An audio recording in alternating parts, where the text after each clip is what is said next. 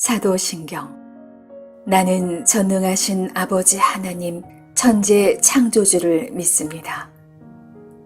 나는 그의 유일하신 아들 우리 주 예수 그리스도를 믿습니다.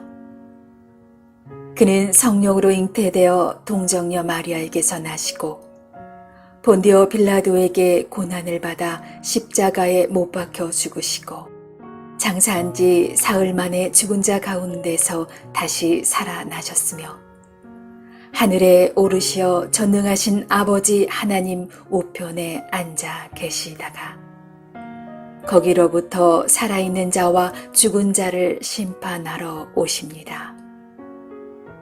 나는 성령을 믿으며 거룩한 공교회와 성도의 교제와 죄를 용서받는 것과 몸의 부활과 영생을 믿습니다.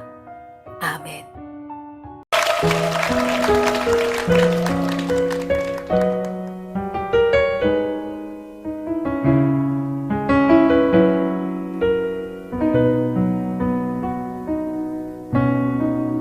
나의 영혼이 잠잠히 하나님만 바라며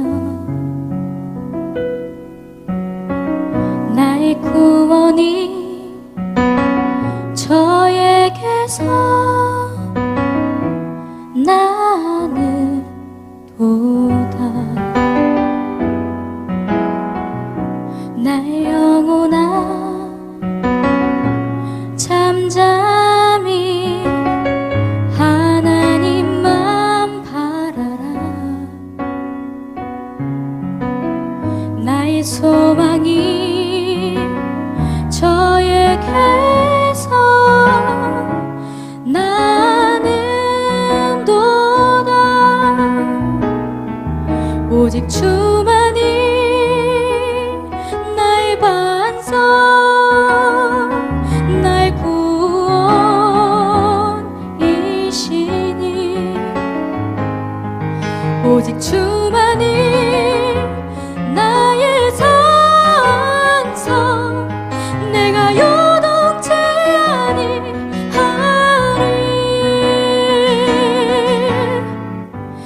나의 구원 나의 영광 하나님께 있으니 내 반석과 피난처 되시네.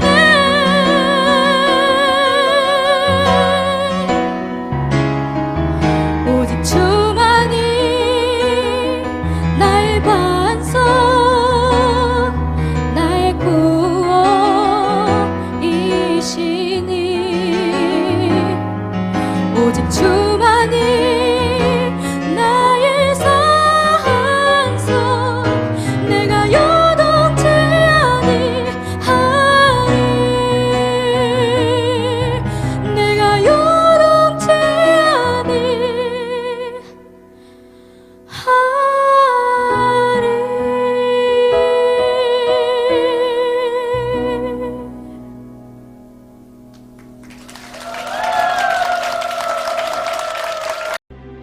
형제들아, 우리가 너희에게 구하는 것은 우리 주 예수 그리스도의 강림하심과 우리가 그 앞에 모임에 관하여 영으로나 또는 말로나 또는 우리에게서 받았다 하는 편지로나 주의 날이 이르렀다고 해서 쉽게 마음이 흔들리거나 두려워하거나 하지 말아야 한다는 것이라.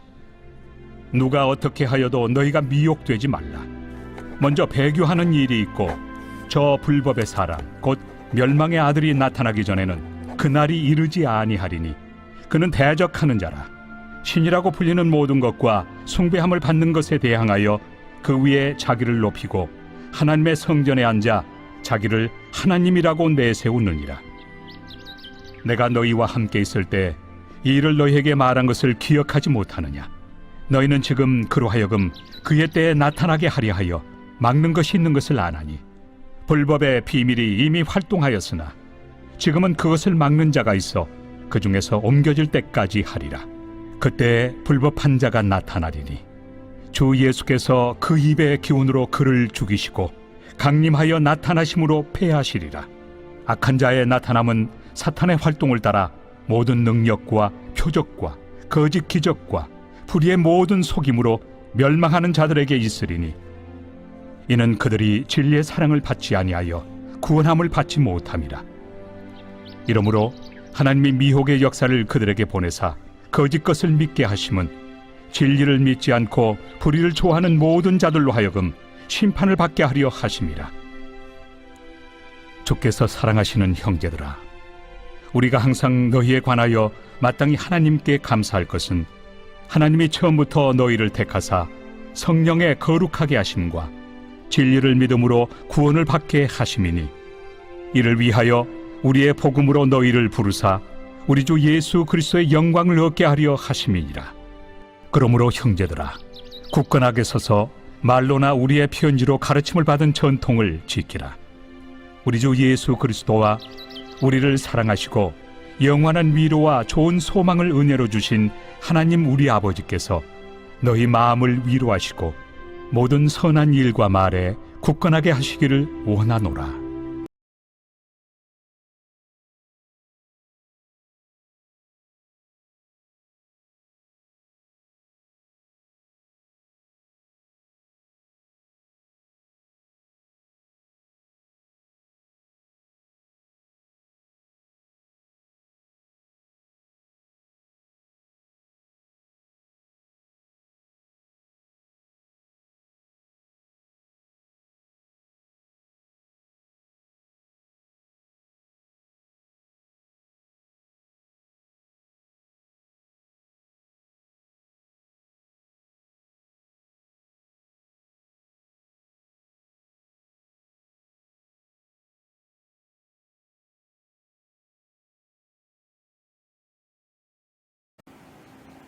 샬롬. 오늘 하루도 하나님의 은혜와 평강이 우리 삶에 넘칠 수 있기를 원합니다. 오늘 데살로니가 후서 2장 말씀을 읽었습니다. 데살로니가 교회는 이 두 번째 편지를 보내는 시점에서 약 한 8개월 정도 된 교회로 예상이 됩니다. 그러니까 정말 신생교회죠. 근데 오늘 본문을 보면 이 생긴 지 얼마 안 된 교회와 또 이곳의 초보 신자들의 수준이 상당한 믿음의 경지에 올라 있지 않은가 짐작해야 합니다. 왜냐하면 오늘 그들에게 바울 사도는 종말과 예수 그리스도의 재림에 관한 말씀을 전하고 있기 때문입니다. 이러한 바울의 가르침은 사실은 데살로니가의 그 유대교 신자들이 이 교회를 핍박하고 있었고, 또 특히 거짓 교사들이 침투해서 잘못된 가르침으로 이 교회의 평안을 해치고 있었기 때문이었습니다.